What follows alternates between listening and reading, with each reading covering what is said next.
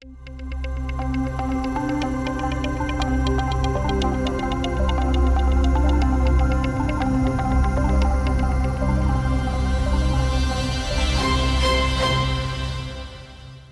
выпускным вечерам родители и школьники начинают готовиться заранее, заказывают меню в ресторане, продумывают программу школьного торжества, присматривают наряды и подсчитывают сумму грядущих расходов. Для салонов красоты и модельеров горячая пора. Сколько стоит выпускной и как его лучше провести, обсудим с экспертами.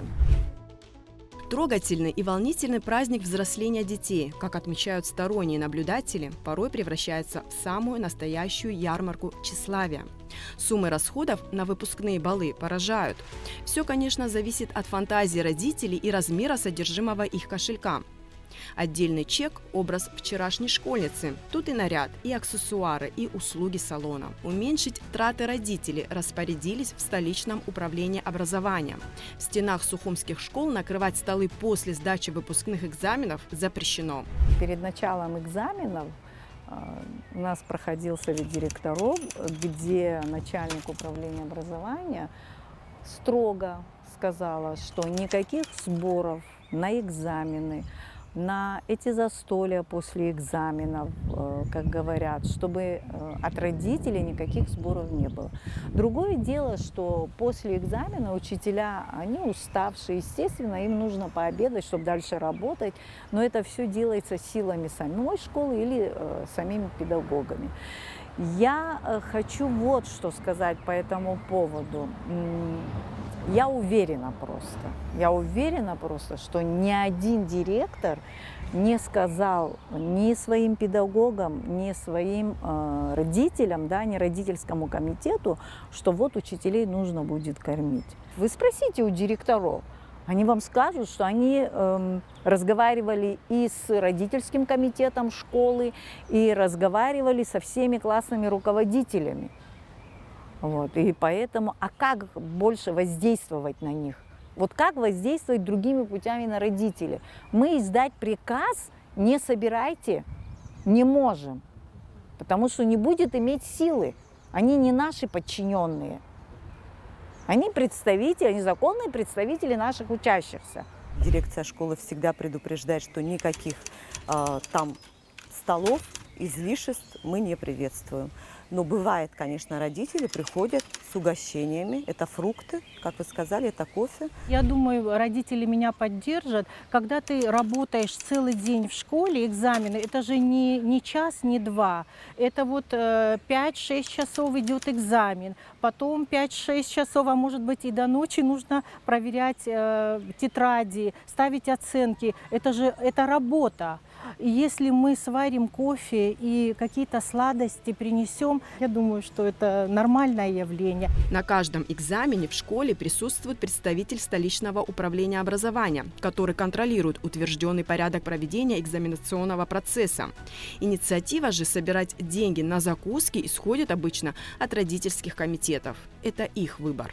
Он не обязательно работник управления образования, он может быть руководитель городского методического объединения или учитель. После каждого экзамена с этими учителями, представителями управления образования разговариваем.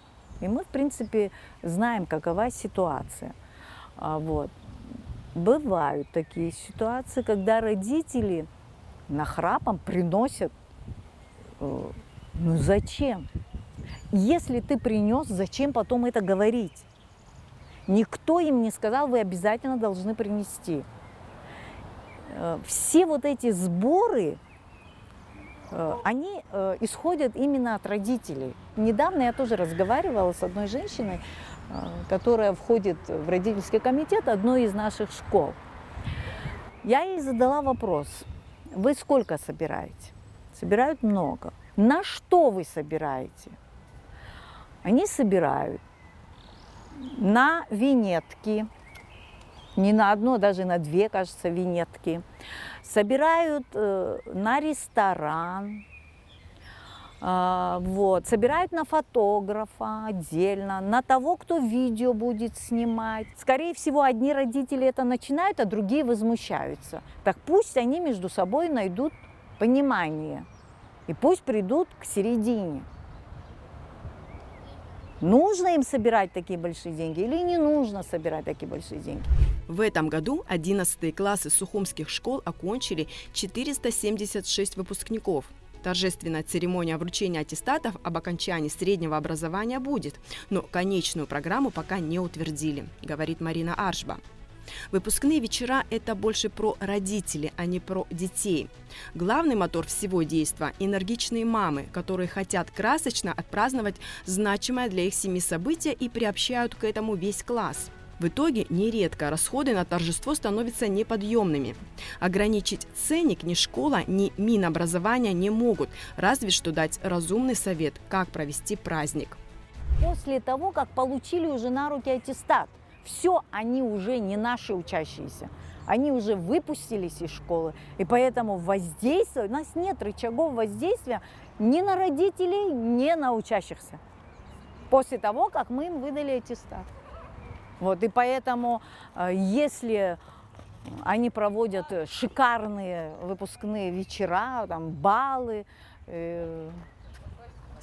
бывает это вечером начинают, даже утром еще продолжаются эти баллы, то это все вопросы к родителям. Выпускной вечер состоит из двух частей. Официальная часть, которая включает в себя вручение аттестатов зрелости. Как правило, это все происходит в рамках школы. И всю ответственность за организацию мероприятия, за безопасность, за содержание берет на себя, соответственно, школа. То есть то учебное учреждение, которое вручает этот аттестат зрелости.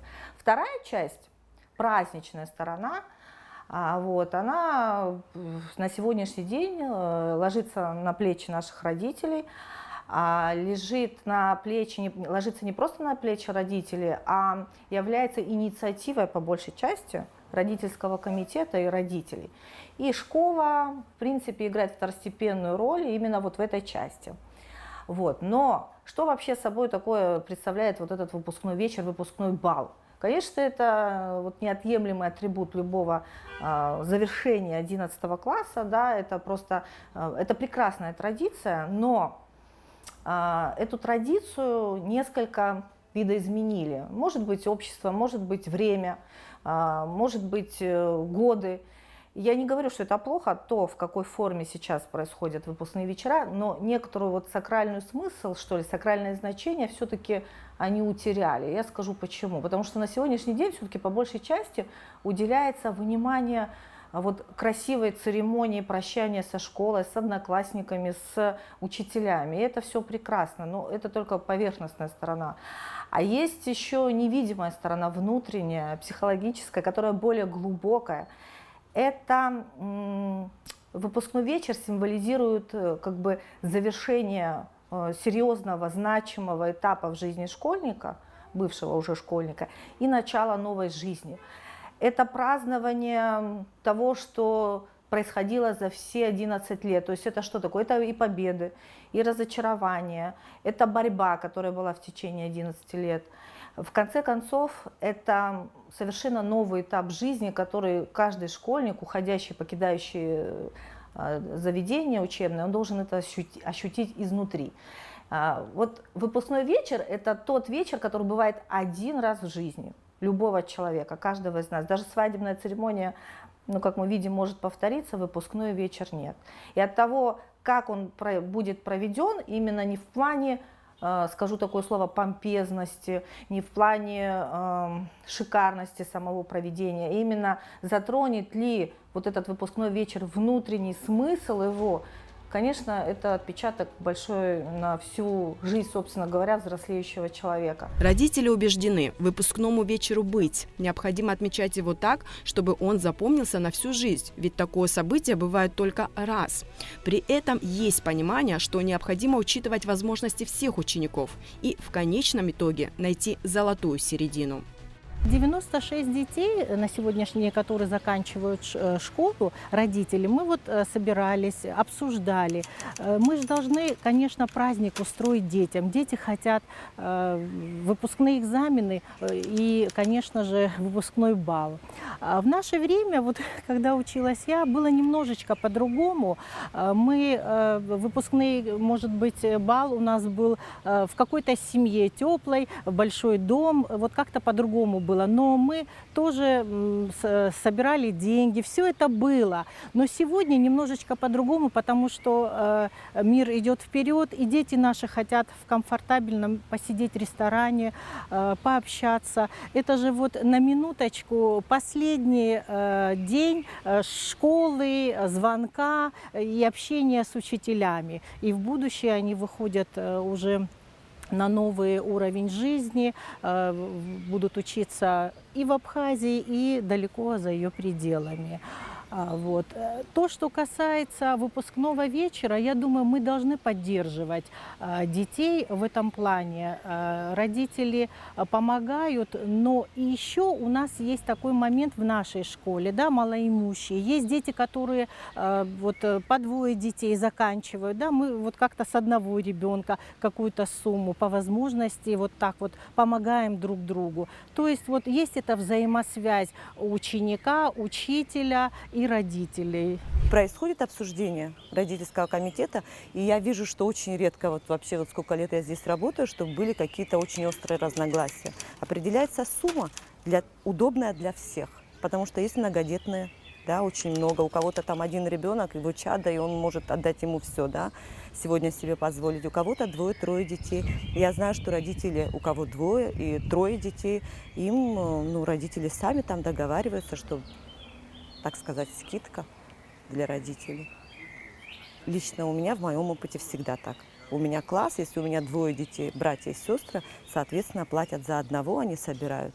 И это все понятное дело. А вы классная еще, да? Сегодня я классная уже в 3-й раз, и у меня выпускной будет в следующем году, у меня 11 класс. Вот дети мои перешли в 11 класс.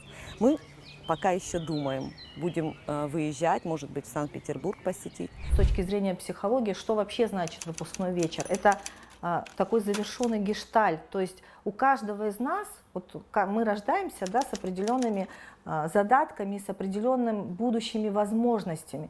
И вот это этап, который должен пройти из нас каждый, если мы не выпадаем из этой системы. Это очень важно для каждого из нас. И сейчас, если вспомнить наши выпускные, они тоже были. Я помню свой прекрасный выпускной послевоенный, но он был прекрасный, да, там не было шикарных платьев и каких-то там помпезных таких мероприятий, но я его до сих пор помню, я открываю этот альбом, и я вспоминаю просто с умилением. Поэтому каждый этап, завершающий такой в жизни, конечно же, нужно пройти и испытать это на себе. Вот. Другое дело, что, опять-таки, я говорю, не каждому доступна эта возможность такая. Что делать здесь? Вот с точки зрения психологии есть очень хорошая такая, ну, рекомендация, даже совет, рекомендация. В начале учебного года, в сентябре 11 класса, раздать анкеты, заранее подготовить совершенно простыми вопросами.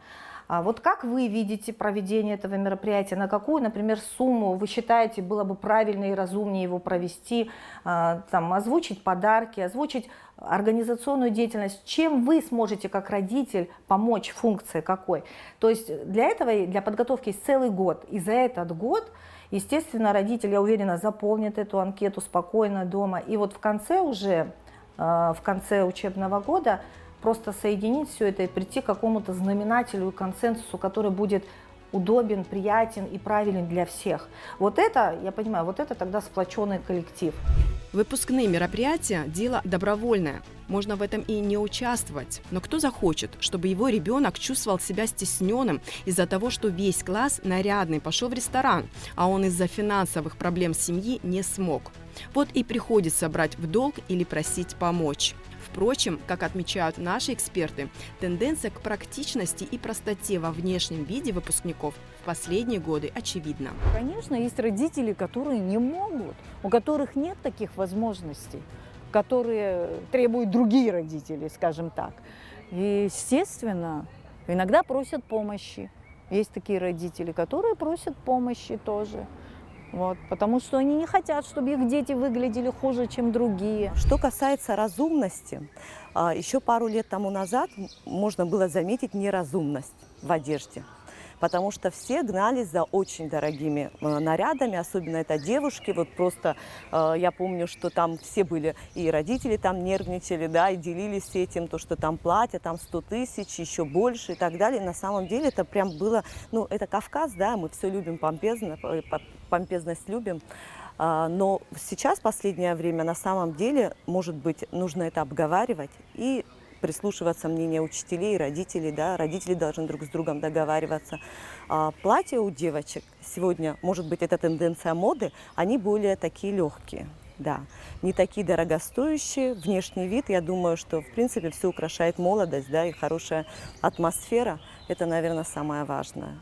Это я вам могу сказать на все 100%, что сегодня затрат на внешний вид, их меньше, чем еще 5 лет тому назад, по моему наблюдению. Конечно, все должно быть в пределах разумного, но сегодня как если обсуждать платье, обсуждать стол, да, все это обсуждать, это же получается на самом деле кругленькая сумма, да, и не каждому это дозволено, не каждый может это себе позволить, вот. Но мы стараемся как-то в пределах разумного, и я думаю, в будущем тоже эта тема у нас идет, и мы несколько лет об этом говорим. Я думаю, что мы дойдем до такого, чтобы дети даже, бывает, что дети даже и не хотят стола. Вот я сейчас разговариваю, да, что дети хотят выехать куда-то, понимаете, и это же сближает, да, и понимаете, это даже того стоит, что эта память остается,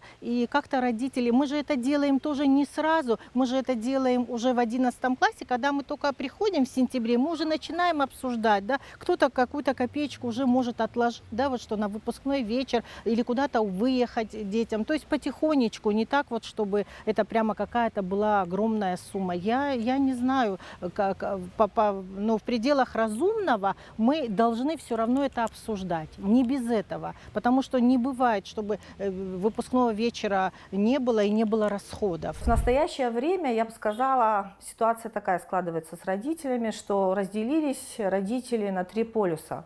Именно в подготовке этого организационного момента. Первая категория родителей, которые являются модераторами, инициаторами, предлагают свои какие-то варианты, да, но при этом они являются ведущими, то есть они задают тон всему родительскому составу. Вторая категория родителей, которая, может быть, даже где-то и не согласна с какими-то моментами, но дабы не выпадать из общего процесса, она вынуждена принять эти условия, естественно, чтобы ребенок не выглядел как-то хуже или его мнение как-то не смеялось, да, чего мы боимся зачастую в обществе нашем. А третья категория родителей, которая, к сожалению, как ни крути, не может попасть ни в одну из этих предыдущих категорий именно в силу отсутствия финансовой возможности. И таких детей много, достаточно много, потому что все равно мы наблюдаем это в работе. И тогда возникает вопрос, как быть с ними. Хорошо, если родительский коллектив, комитет объединяется и общими усилиями помогает, допустим, да, этому ребенку все-таки пройти все эти этапы и также стать частью этого красивого мероприятия. Но не всегда, к сожалению, бывает так. И бывает так, что этот ребенок остается за чертой, за бортом. И вы знаете, у меня была знакомая такая женщина, она пришла с целью пожаловаться, рассказать, что почему я должна, например, становиться общей серой массой. У меня есть финансовая возможность шикарно отметить выпускной своей дочери. У меня единственная дочь, и у меня есть такая возможность. Я ей заказала платье из Италии, так приблизительно стоимостью 200 тысяч. А почему, говорит, я должна ее одевать на нашем рынке за 5 тысяч, к примеру, да? Вы знаете, с точки зрения, допустим, родителя, юридическая сторона, она права, она имеет на это право, у нее есть возможность финансовая, но здесь проблема в другом, в человеческом факторе. Тот коллектив, класс, который был частью 11 лет единого организма, получается, пройдя все этапы, да, было хорошо, было плохо, ругались, мнения, возможно, какие-то не сходились, были какие-то проблемы, разногласия с учителями, но этот организм единый, он прошел 11 лет и дошел до своего конца, до своего финиша. И здесь как поступить? Сравняться со всеми, найти золотую середину и учитывать мнение каждого, учесть родителя, либо выделиться вперед, имея финансовые, например, возможности больше, чем у других. На что я и ответила. Действительно, ты имеешь право, как родитель, одеть своего ребенка и за 300 тысяч, но, наверное, это не тот случай, потому что в жизни твоей девочки будут еще масса событий интересных, дни рождения, свадьбы, какие-то юбилеи, где ты сможешь, допустим, одеть так, как ты считаешь нужным, и пойти в самый дорогой ресторан. Но это не праздник не только твоего ребенка, это праздник общий, это праздник всего класса, всего коллектива, того, кто 11 лет шел бок о бок. Поэтому это, конечно, нужно учитывать. Смысл выпускных балов – это когда дети запоминают на всю жизнь момент расставания со школой, одноклассниками, педагогами. Важно продумать не только меню в ресторане, но и программу торжества. Хороший пример, когда ребята отказывались от пышного праздника. Вместо него поездка в Санкт-Петербург или Москву. Но это скорее исключение из правил, да и дело весьма затратное. Программа обязательно на выпускном бале, потому что, конечно, неинтересно просто прийти и посидеть, правильно, и ребенку тоже. И каждый, в основном это, наверное, прилагает руку классный руководитель, он хочет как-то разнообразить выпускной вечер, там сюрпризы, и дети готовят для учителей, и учителя готовят для детей. Бывает, что нанимают ведущего, да, если родители могут это оплатить, и проводят ведущий выпускной бал. Мы ездили в Санкт-Петербург, посетили на 10 дней поездку. Это было в 2018 году. Нам очень понравилось. Это тоже было незабываемо. Но, опять же, это понимаете, что выезжать это гораздо дороже немного выходит, чем провести выпускной бал.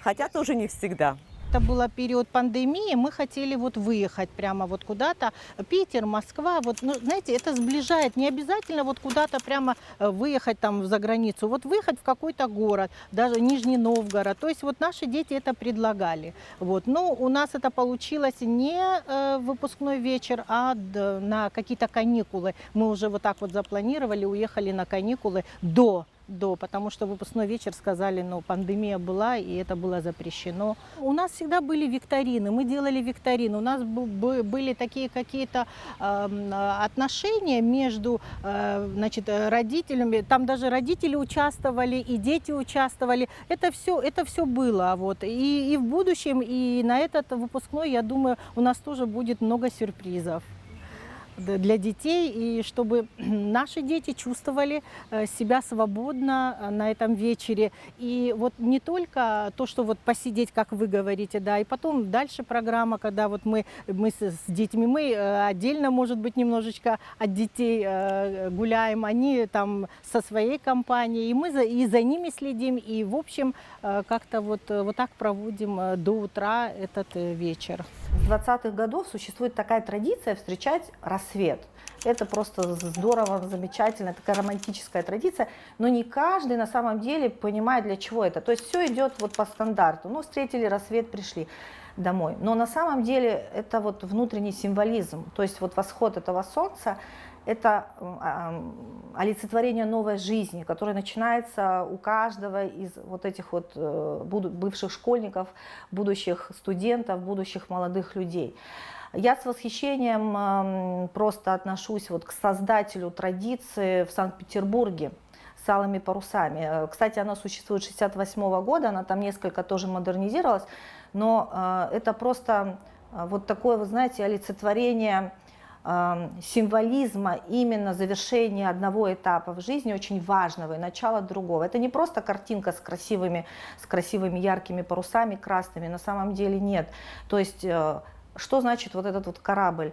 Это надежда страны, надежда, в частности, этого города на будущее поколение, на новое поколение, на творческие личности, на ту молодежь, которая встанет в следующий раз вот за нами, понимаете?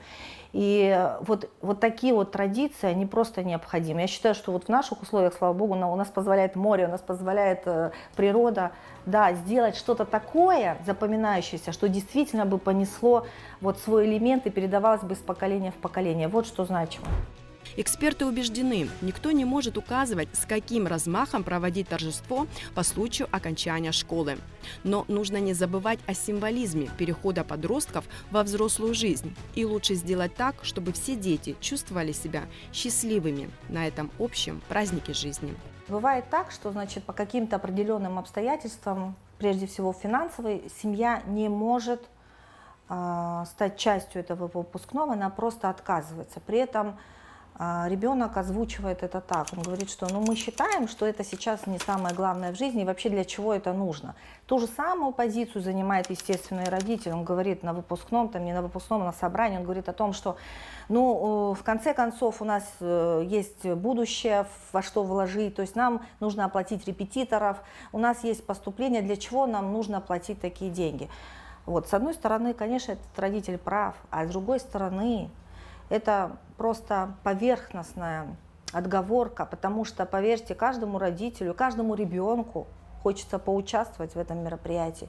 И если ученик вашего класса озвучивает это таким образом, не верьте ему, это ложь. Он это говорит потому, что у него просто безвыходная ситуация, он понимает, что у родителей нет возможности достать эти деньги и принять участие в этом выпускном. Поэтому это завуалировано, зашифровано под таким мнением, что якобы сейчас это не актуально. Это актуально для каждого, поверьте. Мы должны сохранить именно традиционную структуру этого праздника, то есть именно сущность, или как сказать, на чем зиждется, не знаю, слово такое не совсем может быть, на чем существует именно это торжественное это мероприятие, потому что это очень важно, этот посыл, который мы даем детям. Помпезность всего этого мероприятия, шикарное торжественное проведение, что унесут оттуда дети? Ведь пройдут годы, и поверьте, в платье будет кто-то лучше, кто-то дороже, и не будет ощущаться именно дороговизна всего происходящего, будет ощущаться именно сам выпускной, сам процесс, встреча рассвета, да, то есть какие-то смешные моменты. Сейчас приглашают, слава богу, есть возможность ведущих. То есть какие-то такие ситуации, они будут запоминающимся, но ни в коем случае не пестрота и дороговизна всего происходящего. То есть это и есть воспитательный процесс тоже, понимаете, в каждом из поколения в поколение, что мы передаем родителям. Оскар Уайльд говорил о том, что для того, чтобы сделать детей хорошими, достаточно просто сделать их счастливыми. Это самое главное. То есть счастье у детей не заключается в стоимости, да, финансовых вложений в это мероприятие. Счастье именно в ощущении себя взрослой личностью, которая выпускается из школы. Это личное дело каждого, да, как он будет проводить выпускной свой бал. Но мы же воспитываем наших детей. Мы должны воспитывать в детях милосердие и любовь к ближнему. Я так считаю. И поэтому, если мы это хотим в детях воспитать, значит, мы должны искать эту золотую серединку для того, чтобы не ущемить и того, у кого нет таких возможностей, и достойно провести этот выпускной бал. Меня иногда смущает, что граждане наши думают только о себе и о своей семье. Мы не можем так поступать. Я это говорю относительно именно нас, граждан Абхазии. Мы должны быть едиными во всем. И в этом тоже. Мы должны думать друг о друге. Выпускной вечер важен для каждого ученика, и он должен быть организован таким образом, чтобы все выпускники, вне зависимости от достатка, чувствовали себя комфортно. Прощание со школой – это трогательный момент, и он должен быть ничем не омрачен.